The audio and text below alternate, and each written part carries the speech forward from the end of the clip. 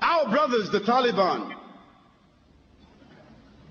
we won't comment on them from a political point of view, because that's not the nature of our talk today.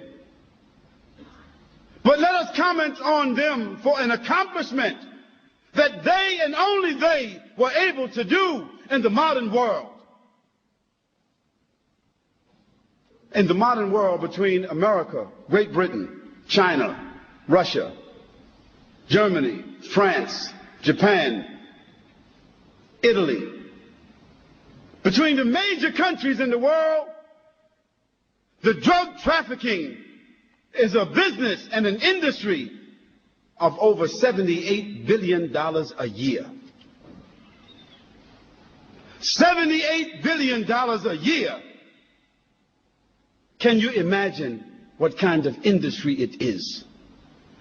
And can you imagine the tragedy, the disparagement, the disease that drugs have brought in the modern world as a result of this industry? Yet, all of these sophisticated countries have found no solution for the drug problem. In fact, they have chosen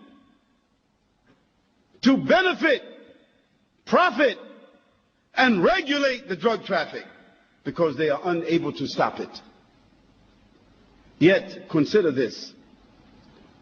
The Taliban in Afghanistan became an official government after the defeat of the Russians. And at that time, Afghanistan was the major theater, corridor in the world for drugs. 61% of all of the heroin of the world was produced between Afghanistan and China. And the Russian gangsters, criminals, were the ones that controlled this industry. Part of the war of Afghanistan had to do with drugs. Not oil, not gas, but drugs. When the government of Russia was defeated and pushed out of Afghanistan, Afghanistan became immersed in civil war. We know that, isn't it? Civil war.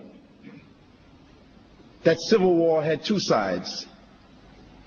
The atheists, the socialists, the communists among the Afghanis, and the Muslims who wanted to follow the Quran and the Sunnah. The North, the Northern Alliance, who themselves were related to the Russian gangsters, who were mostly Muslims who had adopted socialism, atheism, who themselves were criminals. They wanted to continue the enterprise of drugs after the Russians moved out. They wanted to continue the industry of prostitution, gambling, all of this here. And the Muslims said, no, we won't continue that. We want to establish Islam. And they began to have wars between them. One of the groups that were insisting upon the Quran and the Sunnah were called the students. In the Arabic language, the students is Talib or Taliban.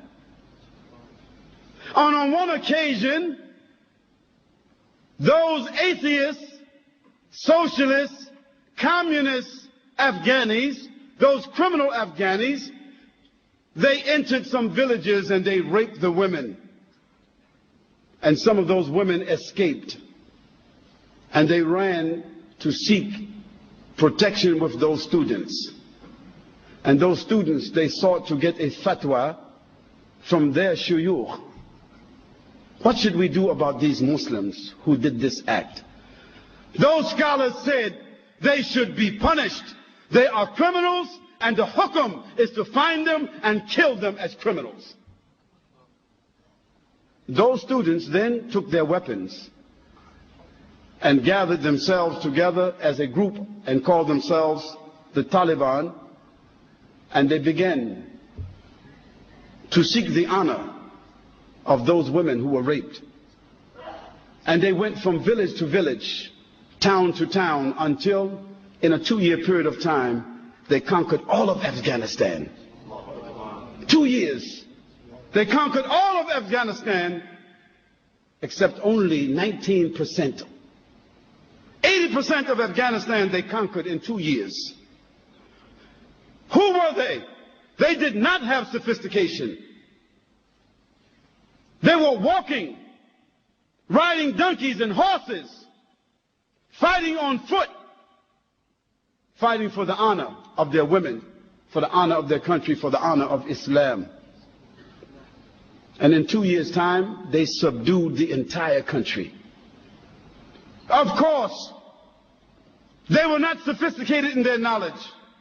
They did not have universities. They did not have institutions. Even in most of Afghanistan, there was not a standing hospital. But they established what they called the Islamic Emirate of Afghanistan. The only standing Islamic Emirate in the world at that time. Yes, they were ragtag. They were not sophisticated. But they had honor and love for Allah subhanahu wa ta'ala inside their hearts. And we don't know, as Muslims, we don't know any connection with the Taliban to September the 11th. Let's be clear about that. We don't know, we don't have any evidence or any proof that they had any connection to that, except that they would not give up their brother, Osama bin Laden. We don't make any comments about what happened because we don't know. But we don't indict people without evidence. And we certainly don't indict a country because someone is living there whom someone else feels is indicted. But let me get back to the issue.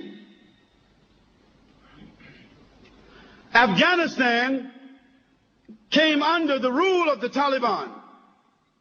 And they were faced with a challenge. What are they going to do with the drug industry which they found in Afghanistan? The Taliban made a decision. From a point of honor, from a point of morality, a point of dignity and decency, from a point of Sharia, they could not support and allow drug trafficking to exist in Afghanistan. So what did they do? They began to punish those who held drugs, those who sold drugs, and they began to imprison those that used drugs. Then they gave an option to the farmers who were the growers of poppies in Afghanistan, the major crops for drugs, isn't it? They told them, we will give you the land where you are growing the poppies. You take the land, but you must grow another crop. You must grow a different crop. But if you don't grow another crop, then we will bury you on that land. That's the only option they gave them.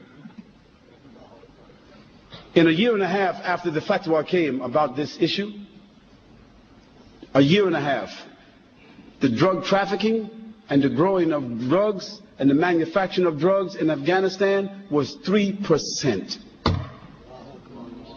How did an unsophisticated group of students, without government, without sophisticated institutions, how did they do this?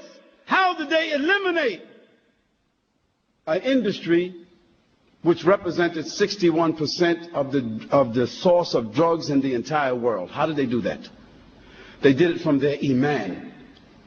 They did it because they were affected by the Quran. They did it because they were affected by the behavior of Muhammad sallallahu alaihi wasallam.